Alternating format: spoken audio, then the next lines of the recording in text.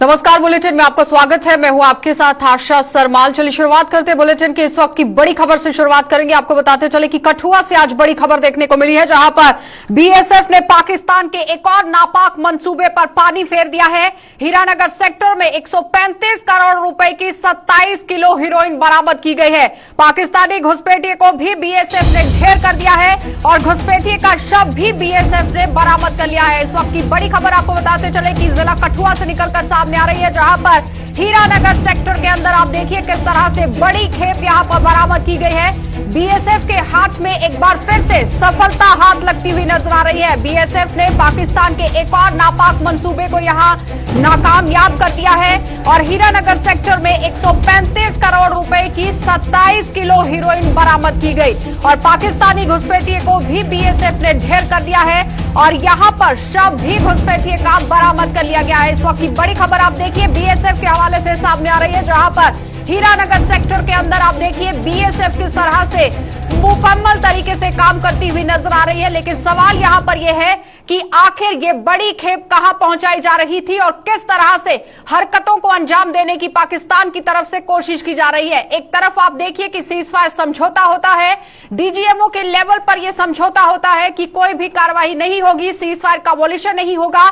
लेकिन सीजफायर का वॉल्यूशन तो नहीं हुआ, लेकिन यहां मुकम्मल तरीके से आप देखिए कि ड्रग सप्लाई का काम किस तरह से चरम पर देखा जा रहा है। 27 किलो हीरोइन बरामद की गई है, जिसका अंतर्राष्ट्रीय स्तर पर अगर कीमत देखी जाए या फिर आंकलन किया जाए तो 135 करोड़ रुपया बनता है। इसी खबर पर ज्यादा जानकारी के लिए सरबजीत हमारे संवाददाता कठुआ से हमारे साथ जुड़ चुके हैं। सरबजीत, जिस तरह से डीजीएमओ लेवल पर यहां बैठक हुई थी और समझौता हुआ था कि सीज फायर का वॉल्यूशन नहीं होगा, लेकिन जिस तरह से अब यहां पर यह ड्रग्स का सारा सामान बरामद किया गया है, एक बहुत बड़ा सवालिया निशान पाकिस्तान पर, लेकिन कामयाबी बीएसएफ की।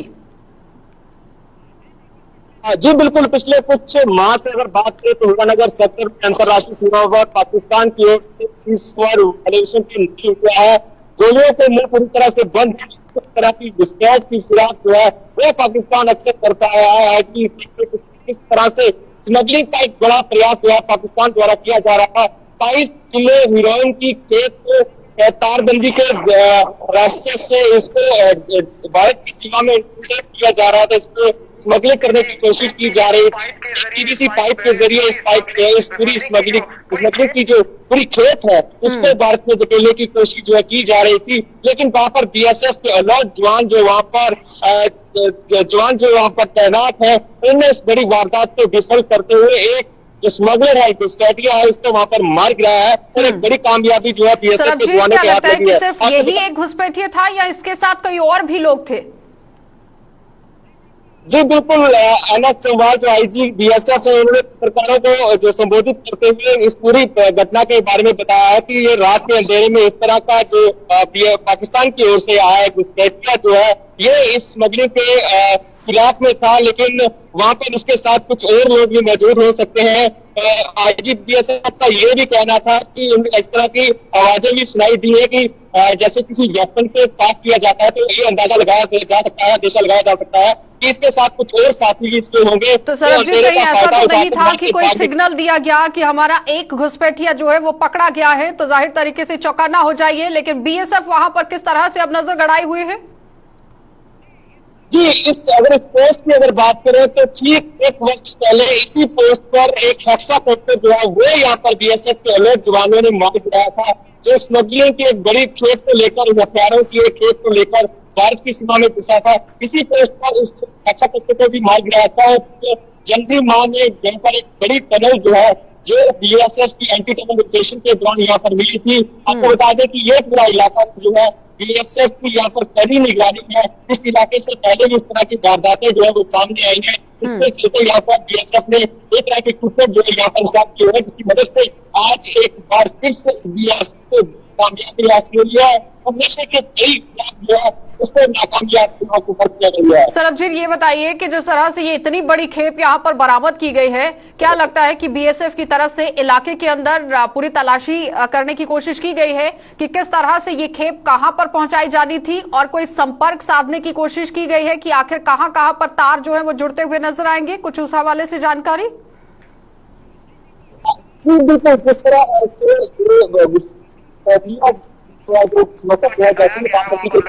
चटाया गया वहाँ पर कर रहे थे, उन्होंने उसको चटाया, लेकिन चटाने के बाद वहाँ पर गोली मार दी गई है। आपको बता दें कि इसके बाद पूरे इलाके में सर्च ऑपरेशन चलाया गया है। आखिर कौन इस पूरी खेप का रिसीवर था, उसकी जांच भी जो है वो की जा रही है। विभिन्न एजेंसीज जो है वो इन्वॉल्व कर दी गई हैं। आपको बता दें कि ड्रग्स की पूरी खेप अब एनसीबी इस पूरे मामले को देख रही है। वहीं कठुआ पुलिस ने भी विभिन्न धाराओं के तहत मामले इस पूरी घटना। सरबजीत, ये कोई पहला मामला नहीं है कि इस तरह से यहाँ पर खेप जो है वो बरामद की गई हो। हर बार हमने देखा है कि किस तरह से वारदातों को अंजाम देने की फिराक में पाकिस्तान रहता है। राजौरी, पुंछ की बात कर लीजिए, उड़ी सेक्टर की बात कर लीजिए, सांबा सेक्टर की बात कर लीजिए, हीरानगर सेक्टर में हर दिन इस तरह से घटनाएं देखने को मिलती थी। लेकिन जिस तरह से समझौता हुआ था, अब क्या लगता है कि समझौते के साथ साथ तारों के नीचे से अब यहाँ पर ड्रग सप्लाई का काम भी होता हुआ नजर आ रहा है। यानी पहले कवर फायर दिया जाता था, सीज फायर का वॉल्यूशन होता था और उसके बाद लोगों को अंदर घुसाने की फिराक में पाकिस्तान रहता था। लेकिन अब यहां पर आप देखिए कि धीमी गति से पाकिस्तान किस तरह से जहर जो है वो जम्मू कश्मीर के अंदर भेजता हुआ नजर आ रहा है। जो बहुत बड़ा सवाल है कि आखिर ऐसा कार्रवाई करते हुए पाकिस्तान क्यों दिख रहा है, क्योंकि अंतर्राष्ट्रीय स्तर पर मुद्दा नहीं है, उसके बावजूद इस तरह से कार्रवाइयां करने की कोशिश की जा रही है। बहुत बहुत धन्यवाद सरबजीत बातचीत के लिए।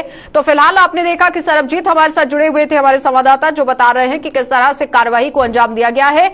घुसपैठिए को मार गिराया गया है, शव को बरामद कर लिया गया है। 27 किलो हीरोइन यहां पर बरामद हुई है, जिसकी अंतर्राष्ट्रीय मार्केट में अगर वैल्यू का पता किया जाए तो 135 करोड़ रुपया बनता है। लेकिन सबसे बड़ा सवाल यहां पर यह है कि एक तरफ समझौता होता है, डीजीएमओ लेवल का समझौता होता है, और दूसरी तरफ अगर इसी तरह से हीरानगर सेक्टर के अंदर खेप बरामद होती है तो एक सवालिया निशान जरूर बनता है कि अगर सीज फायर वॉल्यूशन को लेकर बातचीत की गई है तो इसका मतलब यह नहीं है कि आप फेंसिंग के नीचे से ड्रग की तस्करी यहां पर करते रहे। लेकिन बीएसएफ मुकम्मल तरीके से यहां पर मुस्तैद है और हर एक घटना को अंजाम देने वाले जितने भी यहां घुसपैठिए पहुंच रहे हैं, उन्हें किस तरह से मौत के घाट उतारना है वो बहुत अच्छे से जानते हैं।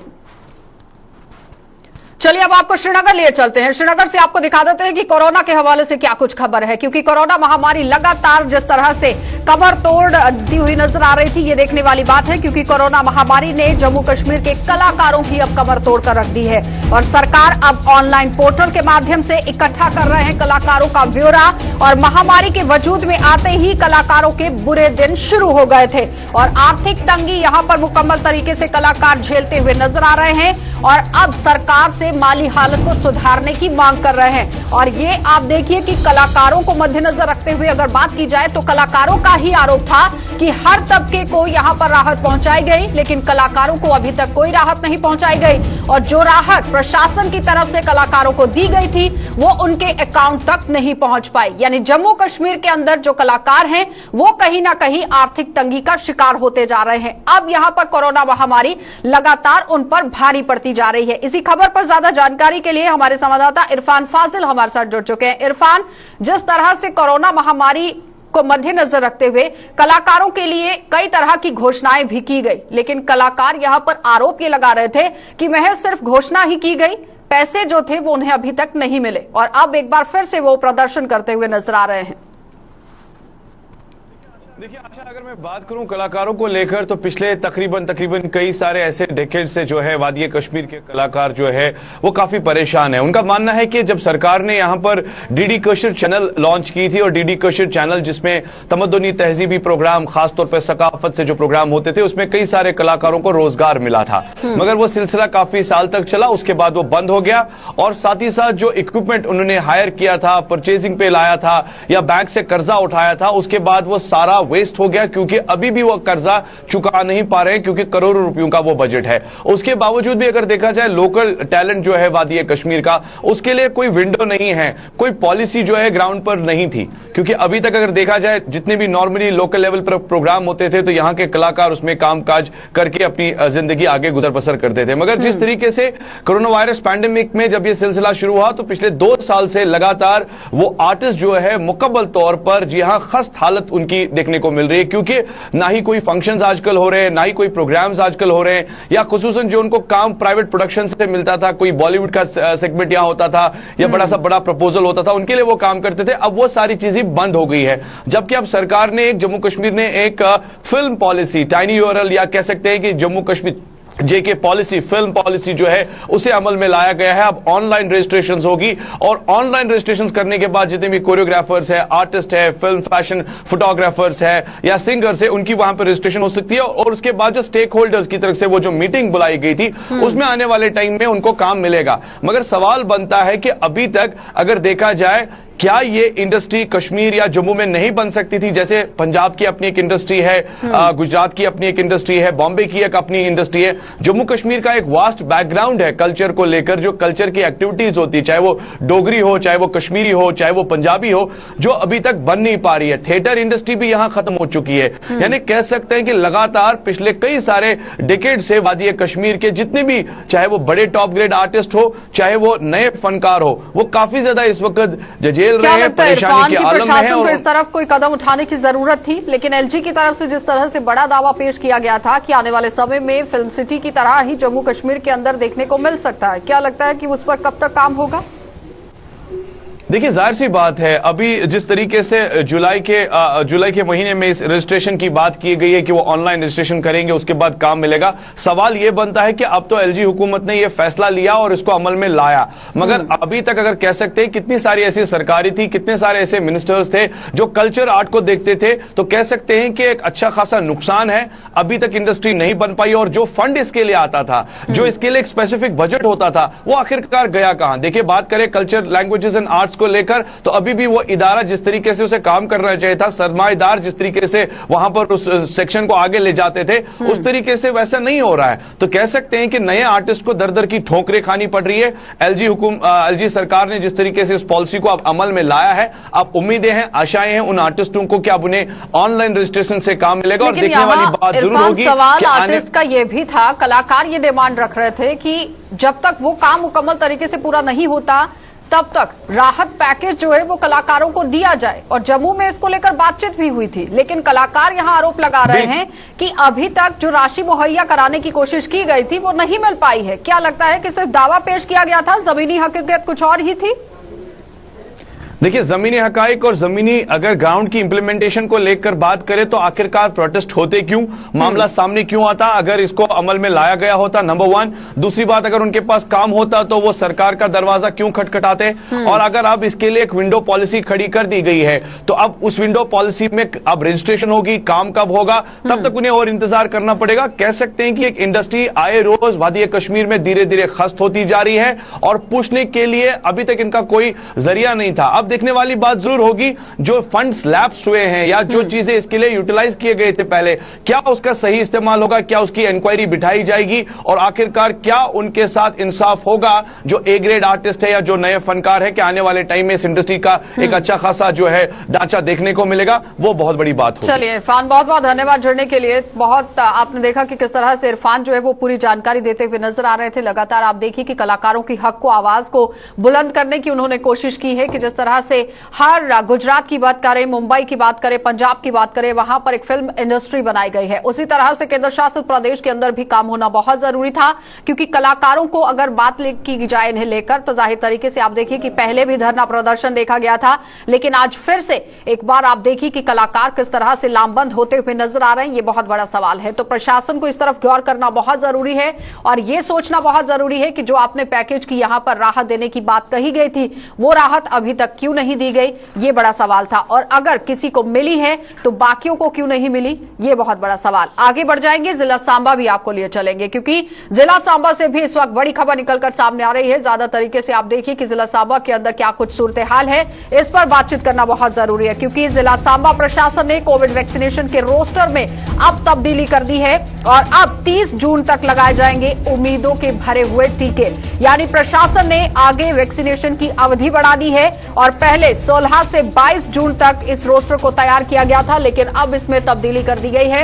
इसकी समय सीमा को बढ़ा दिया गया है, दिनों को बढ़ा दिया गया है, जो बड़ी राहत जिला सांबा के लोगों के लिए है, क्योंकि जो लोग अभी तक यहां वैक्सीनेट नहीं हो पाए हैं, वैक्सीनेशन नहीं करवा पाए हैं, वो यहां पर वैक्सीनेट हो पाएंगे और वैक्सीनेशन का टीका भी लगवा पाएंगे। लेकिन इस वक्त आप देखिए कि जिला सांबा के अंदर प्रशासन किस तरह से हरकत में आता हुआ नजर आ रहा है। पहले 22 जून तक इस पूरी तारीख को रखा गया था रोस्टर के अंदर, लेकिन अब उसे बढ़ाकर यहां 8 दिन और बढ़ा दिया गया है, यानी 1 हफ्ते का समय एक बार फिर से जिला सांबा के लोगों को दे दिया गया है। 30 जून तक यहां वैक्सीनेशन का पूरा काम चलेगा और 16 से 22 जून तक पहले रोस्टर तैयार किया गया था, लेकिन अब इसे 30 जून तक रख लिया गया है। तो जाहिर तरीके से लोगों के लिए एक खुशखबरी ही है कि वैक्सीनेशन 1 हफ्ते के लिए और बढ़ा दी गई है। जिन जिन लोगों के पास अभी तक वैक्सीनेशन का टीका नहीं पहुंचा है, वो लोग भी अपनी रजिस्ट्रेशन करवाकर, अपना स्लॉट बुक कराकर यहां वैक्सीनेट हो सकते हैं। इस वक्त आप देखिए कि राहत भरी खबर जो है वो जिला सांबा से ही निकलकर सामने आ रही है कि किस तरह से प्रशासन जो है वो हरकत में आया है और प्रशासन ने 1 हफ्ते का समय यहां बढ़ा दिया है। तो मुकम्मल तरीके से अब आम जनता को सहयोग करना बहुत जरूरी है कि आप जल्द से जल्द रजिस्ट्रेशन करवाएं, अपना स्लॉट बुक कराएं और यहां पर अपने आप को वैक्सीनेट कराएं, क्योंकि वैक्सीनेशन आपके लिए सबसे बड़ा रामबाण इलाज है कोरोना से बचने के लिए। तो कोरोना के विरुद्ध अगर लड़ाई लड़नी है तो वैक्सीनेशन लगवाना बहुत जरूरी है। ऋषि खजूरिया हमारे साथ जुड़ चुके हैं। ऋषि, जिस तरह से राहत भरी खबर ही इसे कहेंगे कि पहले 16 से 22 जून तक समय रखा गया था, लेकिन अब इसे बढ़ाकर 1 हफ्ते के लिए आप देखिए 30 जून कर दिया गया है। क्या लगता है कि लोगों को कितनी राहत मिलेगी? 18 से 44 साल तक के लोगों को वैक्सीनेट करने का ये जो प्रोग्राम प्रशासन ने बनाया था, ये कहीं ना कहीं कारगर साबित होता हुआ नजर आ रहा है। मैं आपको बता दूं कि सबसे पहले ये लगातार प्रश्न उठ रहे थे कि आखिर कब ये वैक्सीनेशन ड्राइव 18 से 44 साल तक के लोगों को शुरू होगा। फाइनली 16 तारीख को ये प्रोग्राम शुरू हुआ, ये ड्राइव शुरू हुई और अब ये ड्राइव जिस तरह से पहले 1 हफ्ते का रोस्टर बनाया गया था, यानी 22 तारीख तक का ये रोस्टर बनाया गया था, अब इस रोस्टर में दोबारा से जो वो एक्सटेंशन की गई है, यानी अब 30 तारीख यानी 30 जून तक ये जो पूरी ड्राइव है ये चलेगी। उसके बाद अगला क्या स्टेप होगा वो प्रशासन आने वाले दिनों में बताएगा। लेकिन ये कहीं ना कहीं 1 हफ्ते का रोस्टर इसलिए बनाया जा रहा है ताकि जो हमारे पास वैक्सीनेशन का स्टॉक है वो हमें पता चल पाए कि हमारे पास कितना सीमित है। क्योंकि कहीं ना कहीं अगर वैक्सीनेशन की कमी आ जाती है और लोगों को वक्त दे दिया गया हो कि आपने हर एक दिन जो वो वैक्सीनेट करवाना है, तो कहीं उस समय वैक्सीनेशन की कमी आ जाती है तो लोगों में भी एक गुस्सा जो वो देखा जा सकता है। ये एक पॉइंट भी देखा जा रहा है कि शायद इसी को लेकर जो सिस्टम प्रशासन ने इसी तरह से बनाया है ताकि वैक्सीनेशन हर एक व्यक्ति को स्मूथली तरीके से लगती रहे। और खासतौर पर जो 11 वैक्सीनेशन सेंटर्स बनाए गए हैं, वैक्सीनेट कर दिया गया है। देखिए सिंपल सा इसमें आपके सामने आंकड़ा है कि रोज का एक सेंटर पर 100 लोगों को वैक्सीनेट किया जा रहा है। तो जिला सांबा में 11 वैक्सीनेशन सेंटर जो वो अलग अलग बनाए गए हैं, तो रोज के 1100 लोगों को वैक्सीनेशन सेंटर्स पर वैक्सीनेट किया जा रहा है। और 6 से 7 अस्पताल ऐसे हैं यहाँ पर ऑनलाइन स्लॉट ऑफ बुक करवाते हैं, तो वहां पर भी ऑनलाइन हिसाब से ही आपको वैक्सीनेट किया जाता है। तो लगभग 2000 के आसपास के जो लोग हैं हर दिन वैक्सीनेट किए जा रहे हैं, जो 18 से 44 साल तक की एज ग्रुप में फॉल करते हैं। लेकिन कहीं ना कहीं हर एक व्यक्ति की बात करें जो 18 से 44 साल तक के लोग हैं, उन्होंने लगातार प्रशासन का अब थैंक्स किया है कि प्रशासन ने जिस तरह ये स्टेप उठाया कि वक्तन वक्तन अब जो हर एक व्यक्ति को यहाँ वैक्सीनेट किया जाएगा ताकि हर एक व्यक्ति वैक्सीनेट हो जाए और जो रिस्क है कोरोना वायरस का वो काफी कम हो जाए। क्योंकि अगर वैक्सीनेट आप हो जाते हैं तो आपके अंदर इम्यूनिटी तो आपकी बढ़ेगी, आपके ऊपर कोरोना वायरस का असर जो वो काफी कम हो जाता है। इसलिए नीड ऑफ द आवर कह सकते हैं कि हर एक व्यक्ति चाहता है कि हम वैक्सीनेट हो जाएं, उसी को लेकर प्रशासन जो वो यहाँ पर सवाल ये भी था कि जो दूरदराज के इलाके थे, बनी बसोली की भी अगर उसमें बात की जाए तो कोई दोराहे नहीं होगी, और राजौरी के पुंछ के भी दूरदराज के जो इलाके हैं वहां पर लोगों के अंदर वैक्सीनेशन को लेकर काफी भ्रांतियां जो है वो देखी गई थी। क्या लगता है कि जिला सांबा के अंदर जो दूरदराज का इलाका है वहां पर भी लोग अपने आप को वैक्सीनेट करवा रहे हैं? देखिए बिल्कुल ये बड़ा अच्छा प्रश्न आपने किया है, क्योंकि आपको बता दें कि जब 45 साल के ऊपर के लोगों को वैक्सीनेट किया जा रहा था तो 99% आपने देखा होगा कि वो पूरा हो चुका था सांबा जिला में। लेकिन 1% वो लोग थे जो वैक्सीनेशन से डर रहे थे, वो वैक्सीन अपने आप को नहीं करवा रहे थे, और जब वहां पर हेल्थ डिपार्टमेंट की इमेज आती थी तो वो उनको साफ मना कर देते थे कि हमने नहीं करवाना। लेकिन कहीं ना कहीं उन लोगों को जागरूक प्रश्न किया और आज 145 का इसी वाले साल तक के लोगों को केयर करना जरूरी है। ज्यादा घबराने की बात नहीं है क्योंकि इसमें ज्यादा तौर पर युवा फॉल कर रहे हैं, यानी टीनेजर भी ज्यादा है, और वो आप ये कह सकते हैं कि एक काफी अच्छी समझ है से बचा जा सकता है। वो हर एक व्यक्ति जो वो अवेयर हो चुका है और दूर दराज के इलाकों में प्रशासन ऑलरेडी टीमें भेज रहा है और वहां पर भी हर एक व्यक्ति को वैक्सीन किया जाएगा जो 18 से 44 साल तक की। यानी कि आम जनता को जागरूक भी किया जा रहा है जिला सांबा के अंदर और साथ ही साथ वैक्सीनेट भी किया जा रहा है। बहुत बहुत धन्यवाद ऋषि बातचीत के लिए। तो फिलहाल आपने देखा कि ऋषि खजूरिया हमारे साथ जुड़े हुए थे जो बता रहे हैं कि किस तरह से लोगों के अंदर से भ्रांतियां निकालने की कोशिश की जा रही है, क्योंकि इसमें कोई दरार नहीं है। दूर दराज के इलाकों की अगर बात की जाए तो वहां पर लोगों के अंदर आज भी जागरूकता की कमी है, जिसकी वजह से वो वैक्सीनेट होते हुए नजर नहीं आ रहे थे और लेट लतीफी की वजह से भी मौत का आंकड़ा जो है वो बढ़ता हुआ नजर आ रहा था। राजौरी पंच के अंदर से आपने देखा कि किस तरह से मौत का आंकड़ा जो है वो बढ़ता हुआ नजर आया और सिर्फ कारण ये था कि डॉक्टर के पास बहुत लेट से पहुंच रहे थे। और बनी मसौली की बात की जाए तो वहां पर वैक्सीनेशन को लेकर भ्रांतियां फैलाई गई थी और लोग वहां पर वैक्सीनेशन का लाभ उठाते हुए नजर नहीं आ रहे थे, लेकिन फिर धीरे धीरे लोगों को जागरूक किया गया।